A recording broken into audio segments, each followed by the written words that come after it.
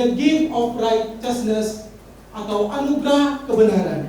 Nah, teman-teman semua, saya akan mengajak kita semua untuk kita sama-sama baca lagi di dalam Roma pasal 5 ayat 17 sampai dengan ayat yang ke-19 ya. Perhatikan baik-baik. Sebab jika oleh dosa satu orang maut telah berkuasa oleh satu orang itu, maka lebih benar lagi mereka yang telah menerima kelimpahan kasih karunia dan anugerah kebenaran akan hidup dan berkuasa oleh karena satu orang itu, yaitu Tuhan Yesus ya. Ayat 18, sebab itu sama seperti oleh satu pelanggaran semua orang beroleh penghukuman, demikian pula oleh satu perbuatan kebenaran semua orang beroleh pembenaran untuk hidup. Ayat ke-19, jadi sama seperti oleh ketidaktaatan satu orang semua orang telah menjadi orang berdosa, demikian pula oleh ketaatan satu orang semua orang menjadi orang berdosa.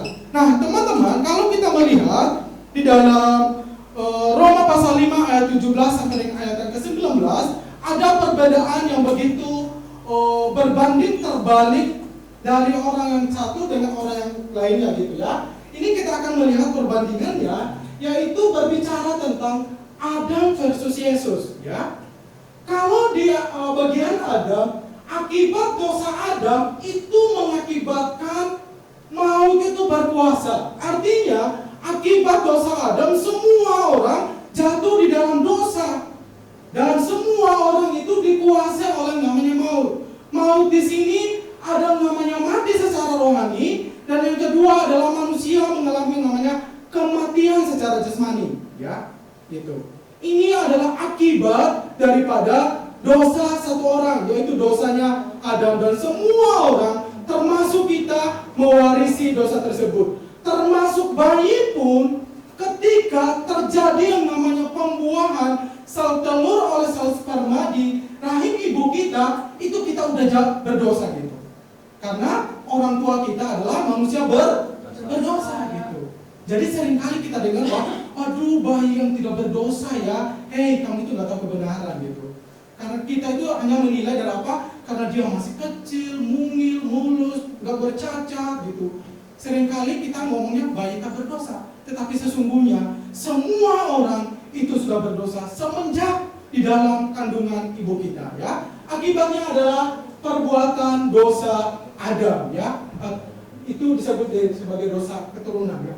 Kemudian kebalikannya adalah akibat perbuatan Yesus, setiap orang yang menerima kelimpahan kasih karunia dan kebenaran atau pembenaran itu akan hidup dan berkuasa. Gitu. Kalau tadi akibat pelanggaran Adam mengakibatkan semua manusia boleh mati, dikuasai oleh maut, tetapi oleh akibat perbuatan Yesus, oleh karena kasih karunia-Nya dan anugerahnya itu membuat kita itu hidup dan berkuasa. Hidup di sini artinya bukan hidup bernafas. Hidup di sini bukan berartinya karena kita punya jantung yang sehat, kita punya tubuh yang sehat, kita terhindar dari sakit penyakit. Tapi hidup yang dimaksudkan di sini adalah kita dihidupkan dari kematian kekal gitu. Dan bukan hanya kita dihidupkan dari kematian kekal, tetapi kita juga diberi yang namanya kuasa. Artinya kita berkuasa gitu. Pertanyaannya teman-teman, maksudnya berkuasa ini dalam hal apa Billy gitu? Apakah itu berkuasa nanti kita mati masuk surga, terus kita memerintah bersama dengan Yesus? Yes gitu. Karena firman Tuhan mengatakan bahwa suatu saat kita akan memerintah bersama dengan Tuhan gitu. Tetapi berkuasa juga dimaksud di sini adalah selama kita hidup kita punya kuasa. Kita bisa berkuasa. Berkuasa dalam hal apa Billy? Kita bisa berkuasa, punya kuasa untuk bisa melakukan dosa atau tidak. Karena sebelum Anda dan saya dihidupkan, sebelum Anda dan saya menerima namanya kelimpahan kasih karunia atau anugerah pembenaran, saudara dan saya gak punya kuasa, gak berkuasa. Hidup kita adalah dikontrol sepenuhnya oleh namanya dosa. Artinya kita adalah hamba dosa. Tetapi setelah kita dibenarkan oleh Yesus, dan setelah kita diberi hidup dan berkuasa, kita punya power untuk say no terhadap dosa. Amen. Itulah perbandingan antara Adam dan Yesus. Kemudian yang kedua adalah pelanggaran Adam, semua orang beroleh namanya hukuman gitu. Hukuman gitu, atau hukuman kekal gitu. Semua orang itu di bawah hukuman gitu. Semua orang itu di bawah namanya dosa. Semua orang itu di bawah namanya kesalahan gitu. Tetapi oleh karena Yesus, perbuatan Yesus, semua orang beroleh namanya pembenaran untuk apa? Hidup gitu. Oleh perbuatan Yesus, setiap kita akan mengalami yang namanya apa? Pembenaran. Untuk apa dibenarkan? Untuk hidup gitu. Dan kemudian perbedaan yang ketiga adalah ketidaktaatan Adam, semua telah menjadi orang berdosa ya. Jadi ketika Adam dan Hawa, nenek moyang kita, nggak taat dengan perintah Tuhan atau larangan Tuhan, bilang kamu jangan makan buah pohon hal baik dan hal jahat yang ada di tengah-tengah Taman Eden. Tetapi semua buah pohon yang ada di taman ini boleh, cuma satu aja. Nah inilah manusia itu terlalu serakah mungkin, yang nggak cukup ya dengan berbagai macam buah yang ada di taman itu. Cuma satu aja loh yang dilarang, tapi mereka itu nggak sanggup untuk melakukan perintah Tuhan. Dan akibatnya mereka melanggar memakan buah pohon itu, sehingga mengakibatkan semua orang menjadi orang berdosa. Tetapi kabar baiknya adalah akibat perbuatan Yesus, kata-kata Yesus, semua orang menjadi orang benar. Jadi apa yang Adam lakukan berbanding terbalik dengan apa yang Yesus lakukan untukmu dan untukku. Amen. Berbanding terbalik teman-teman. Dan bahkan kalau kita baca di dalam Roma pasal 5 bahwa akibat dosa Adam itu tidak sebanding dengan kasih karunia Tuhan. Dan kasih karunia Tuhan itu berlimpah gitu. Tidak terbendung. Banyak gitu. Jadi melalui kebenaran firman Tuhan hari ini, the gift of righteousness, anugerah kebenaran. Setiap orang yang percaya kepada Yesus, setiap orang yang telah menerima Yesus, setiap orang yang menjadi murid Yesus, Anda punya status yang baru. Anda punya cap hidup yang baru, yaitu adalah Anda adalah orang benar. Jadi sekali lagi, setiap orang yang percaya Yesus, setiap orang yang sudah menerima Yesus, sudah memiliki status hidup yang baru. Sebelum orang menerima Yesus, status kita adalah orang berdosa. Status kita adalah hamba dosa. Tetapi ketika kita menerima Yesus, status kita itu berubah 180 derajat, yaitu menjadi orang benar. Atau orang yang sudah dibenarkan oleh Yesus. Oleh karena itu, status benar atau kita dibenarkan oleh Tuhan, yang pertama adalah karena anugerah, karena pemberian, the gift gitu ya, melalui penebusan dalam Kristus Yesus, bukan usaha kita atau bukan usaha saya dan saudara. Jadi kita menerima status benar atau kita menjadi status benar di dalam Tuhan, itu adalah pemberian Tuhan, anugerah Tuhan, bukan perbuatan kita, bukan hasil usaha kita. Karena pada dasarnya sebelum Yesus datang ke dunia, apapun yang dilakukan oleh manusia, hasilnya adalah dosa. Tetapi ketika Tuhan Yesus datang ke dunia dan memberi kita anugerah dan memberi kita status yang baru, yaitu menjadi orang benar itu adalah karena kebaikan hati Allah yang dinyatakan lewat kematian Tuhan Yesus Kristus di atas kayu salib. Dan bulan ini kita akan memperingatinya, dan lebih tepatnya lagi Jumat ini kita akan sama-sama memperingati Jumat Agung, yaitu kematian Tuhan. Dan hari Minggu kita sama-sama memperingati yaitu Paskah, kebangkitan Tuhan Yesus Kristus. Oleh karena itu, pastikan dirimu, pastikan keluarga-keluargamu untuk sama-sama datang. Kita sama-sama memperingati kematian dan kebangkitan Tuhan Yesus Kristus. Dan Nah, gitu. Roma 3 ayat 23 sampai ayat yang ke-24. Karena semua orang telah berbuat dosa dan telah kehilangan kemuliaan Allah, tetapi oleh kasih karunia telah dibenarkan dengan apa? Cuma karena penebusan dalam Kristus Yesus gitu. Jadi kita itu dibenarkan secara cuma-cuma, yang disebut dengan the gift atau anugerah gitu. Ini adalah pekerjaan Yesus. Yesus yang mengerjakan di dalam kehidupan kita, sehingga saya dan saudara berubah statusnya jadi dari hamba dosa menjadi hamba kebenaran, ya. Dari hamba dosa menjadi orang yang sudah dibenarkan. Jadi kebenaran atau pembenaran yang dilakukan oleh Yesus itu adalah the real, adalah pemberian Tuhan. Bukan karena usaha kita, bukan karena perbuatan kita, bukan karena kesalahan kita. Sebab firman Tuhan mengatakan perbuatan baik manusia, kesalahan manusia seperti kain kotor. Jadi apa yang mau dibanggakan? Oleh karena itu, percayalah bahwa Anda dibenarkan hanya di dalam Yesus. Anda memiliki status yang baru, status yang berubah drastis total, itu adalah karena pemberian Tuhan. Kemudian yang kedua adalah status benar atau kita dibenarkan karena iman percaya kepada Tuhan Yesus Kristus. Bukan karena Anda melakukan hukum Taurat. Jadi kita dibenarkan yang pertama karena adalah anugerah Tuhan. Yang kedua karena iman. Iman artinya percaya kepada Tuhan Yesus. Bukan karena kita bisa melakukan hukum Taurat atau Taurat Tuhan atau firman Tuhan, tetapi karena iman kita kepada Tuhan Yesus. Roma 5 ayat 1. Sebab itu kita yang dibenarkan karena iman, kita dibenarkan karena iman, karena percaya kepada Yesus, kita hidup dalam damai sejahtera dengan Allah oleh karunia Tuhan kita Yesus Kristus. Sebelumnya teman-teman, sebelum kita percaya sama Yesus, kita nggak bisa menikmati hidup damai sejahtera di dalam Tuhan. Karena kita adalah seterunya Allah, kita adalah musuhnya Allah, kita adalah lawannya Allah. Jadi kita nggak menikmati damai sejahtera Allah. Namun ketika Anda diberi status yang baru menjadi orang benar, karena Anda dan saya percaya kepada Yesus, beriman kepada Yesus, di sana kita menikmati yang namanya damai sejahtera daripada Tuhan. Sukacita daripada Tuhan yang tidak terbatas. Jadi status benar adalah anugerah, dan yang kedua adalah karena percaya kepada Tuhan Yesus Kristus. Bukan karena usaha kita, bukan karena perbuatan kita, dan bahkan bukan karena kita bisa melakukan hukum Taurat atau kita menuruti setiap hukum Taurat, tetapi semuanya the real karena iman kita kepada Tuhan Yesus Kristus. Bukan iman kepada yang lainnya.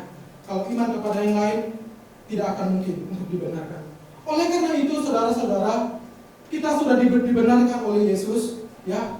Marilah kita untuk bersama-sama terus percaya kepada Tuhan Yesus. Kemudian Galatia 2 ayat 16a, ya. Kamu tahu bahwa tidak seorang pun yang dibenarkan oleh karena apa? Melakukan hukum Taurat, tetapi hanya ada kalimat selanjutnya adalah oleh karena iman dalam Kristus Yesus gitu.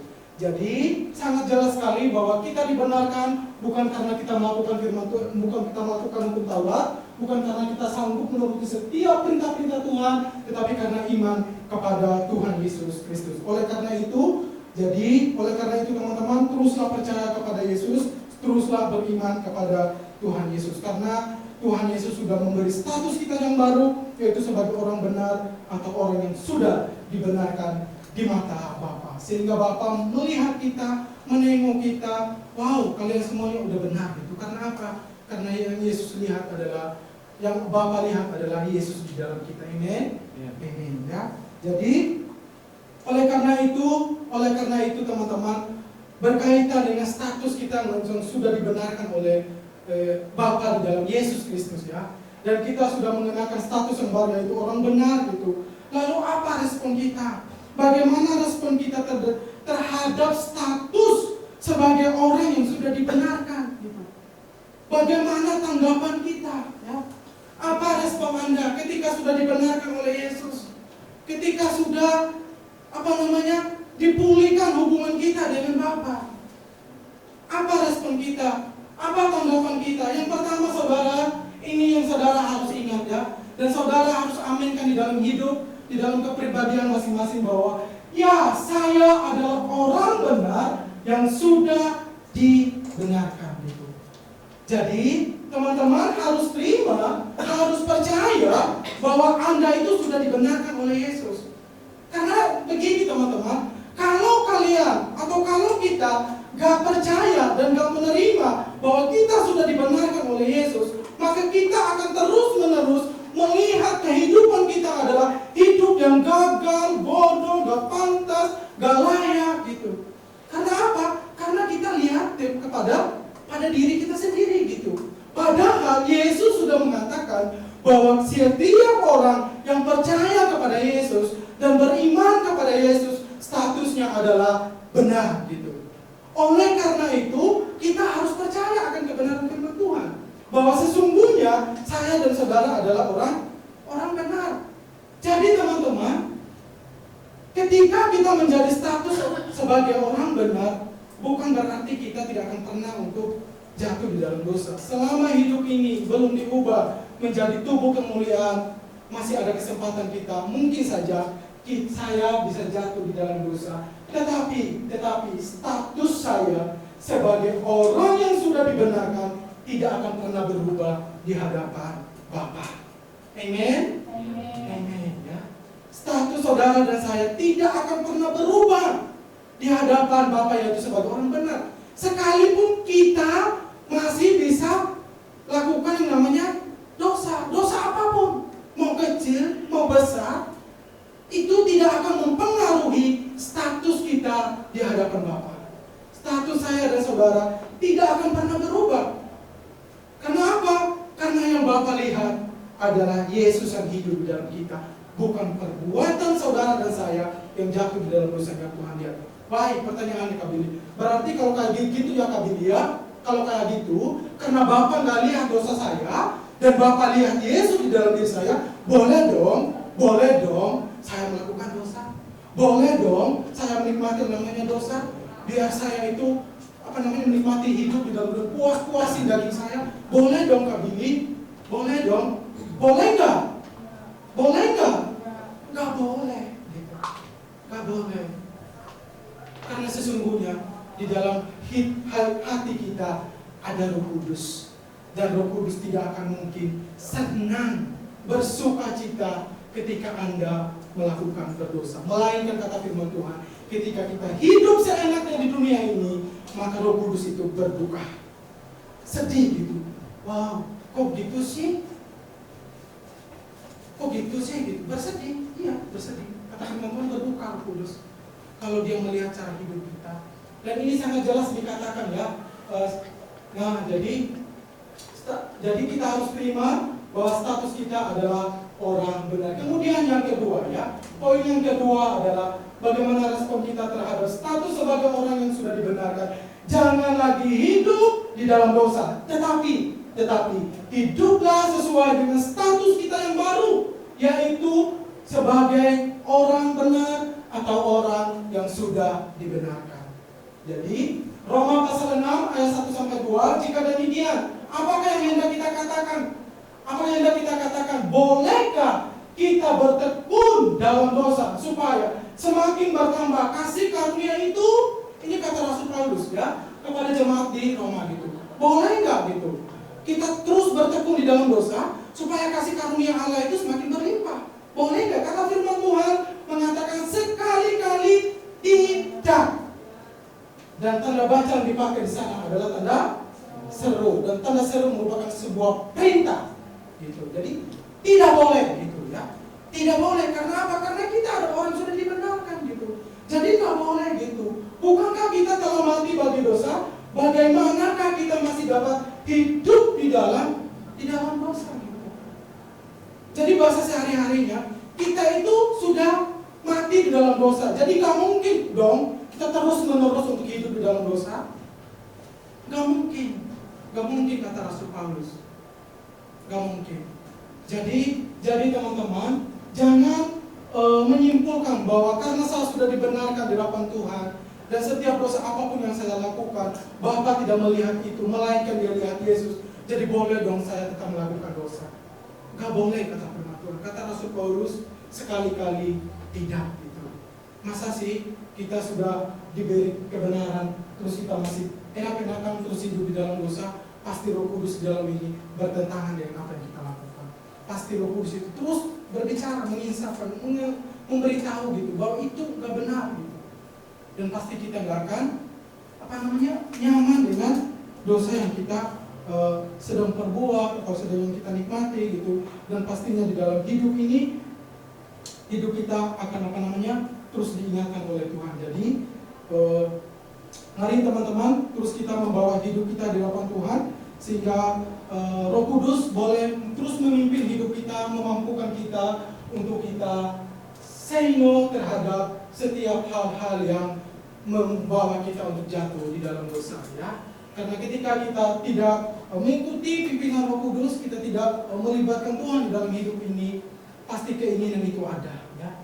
Pasti gairah itu ada untuk melakukan dosa. Dan ketika gairah itu kita nurutin, di sanalah iblis untuk semakin untuk mengkompori kita untuk terus melakukan di dalam dosa. Tetapi ketika sesuatu hal yang gak baik, gak benar muncul di dalam hati kita untuk kita lakukan, langsung datang sama Yesus. Bawa sama Tuhan, Tuhan, kok pikiranku seperti ini, yang hatiku seperti ini, sama tentang orang lain, tentang kehidupan orang lain, kok pikiranku ada keinginan untuk melakukan ini dan itu Tuhan gitu. Saya yakin dan percaya Dia mampu untuk merubah hati kita dari yang tadinya berkeinginan untuk melakukan dosa. Dia akan membawa kita untuk melihat apa yang Yesus sudah kerjakan buat kita, apa yang Yesus sudah lakukan untuk kita, yaitu bahwa Yesus sudah mati buat kita dan Yesus sudah membenarkan hidup kita dan kita sudah menjadi orang benar. Sehingga kita bisa dengan tegas mengatakan bahwa aku gak mau melakukannya dan aku gak mau berprasangka buruk terhadap orang lain. Karena apa? Karena aku sudah dibenarkan oleh Yesus. Amin.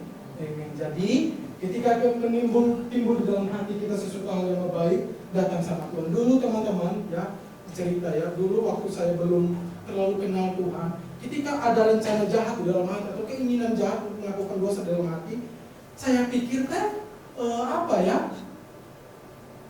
gak bisa datang sama Tuhan gitu. Saya pikir gitu, aduh berarti saya itu gak layak, saya itu gak pantas untuk datang sama Tuhan gitu. Dan itu yang ada dalam pikiran saya. Tetapi ketika diperbarui oleh kebenaran firman dari hari ke hari, saya mengerti bahwa ketika kita punya niat jahat pun, kita bisa datang sama Tuhan. Karena ketika kita datang sama Tuhan, di sana ada yang namanya pemulihan. Di sana ada yang namanya pembaruan gitu. Di sana ada yang namanya pengudusan gitu. Tuhan akan menguduskan kita. Tuhan akan mengubah hati pikiran kita yang berprasangka buruk, berprasangka negatif untuk kembali melihat kepada kebenaran. Karena kalau kita berusaha sendiri teman-teman, gak bisa gitu. Karena daging ini sangat menarik untuk kita melakukan apa yang timbul di dalam hati kita. Dan ketika kita membiarkan hal itu, di sanalah iblis untuk bekerja dengan leluasa untuk melakukan, ayo masa sih kamu gak menikmati masa mudamu? Ayo nikmatin dong gitu. Supaya di waktu tua nanti gak ada penyesalan. Justru kita menikmati masa muda dengan hidup seenaknya, kita menyesal ya. Gitu. Ketika kita, aduh Tuhan kenapa aku dulu seperti ini, kenapa aku dulu seperti ini gitu. Jadi oleh karena itu, kuncinya adalah terus datang sama Yesus, minta pertolongan kepada Roh Kudus. Saya yakin dan percaya akan dimampukan kita semua, amin. Sehingga kita bisa merespon, menghidupi status benar yang Tuhan sudah berikan, label benar yang Tuhan sudah berikan pada kita sebagai orang yang sudah dibenarkan. Supaya kita jangan hanya statusnya sebagai orang benar, tapi kelakuannya aduhai gitu. Jangan, bukan kayak gitu. Jadi itulah pentingnya untuk kita datang sama Tuhan, meresponi status tersebut gitu. Sehingga kita bisa mengatakan kepada diri saya, aku ini adalah orang yang sudah dibenarkan. Sehingga tipu daya iblis tidak membohongi kita. Sehingga keinginan yang ada di dalam hati ini tidak membohongi kita gitu. Tetapi melainkan bahwa ketika kita mengingat bahwa saya ini adalah orang benar, bahwa ketika ada hal-hal yang gak baik yang ingin kita lakukan atau termasuk yang kita sudah lakukan pun, itu tidak akan menuduh kita.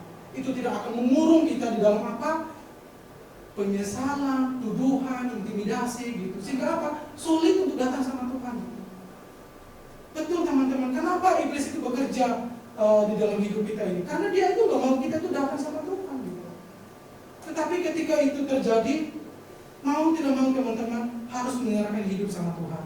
Sehingga iblis itu gak punya kesempatan untuk mendakwa kita, menuduh kita, mengintimidasi kita, supaya kita itu tidak terhalang untuk datang kepada Yesus. Dan biarlah kita juga terus jangan lagi untuk mau melakukan dosa, tetapi hidup sesuai dengan status kita sebagai orang benar atau orang yang sudah dibenarkan oleh Yesus. Amen. Jadi percayakah kalian bahwa kalian adalah orang benar? Amen. Kalian punya status yang baru, yaitu status sebagai orang yang benar. Kenapa kalian menjadi orang yang benar? Kenapa kalian dengan yakin mengatakan bahwa kalian adalah orang yang sudah dibenarkan? Hah? Jawab, gak usah malu. Kenapa kalian yakin bahwa kalian itu sudah dibenarkan? Tahu dari mana? Ya.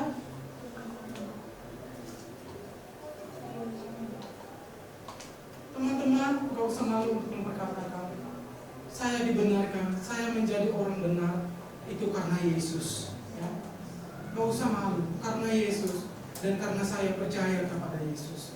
Oleh karena itu, sebagai respon hidup saya, tanggapan saya terhadap status hidup benar, yaitu saya harus percaya bahwa saya adalah orang benar.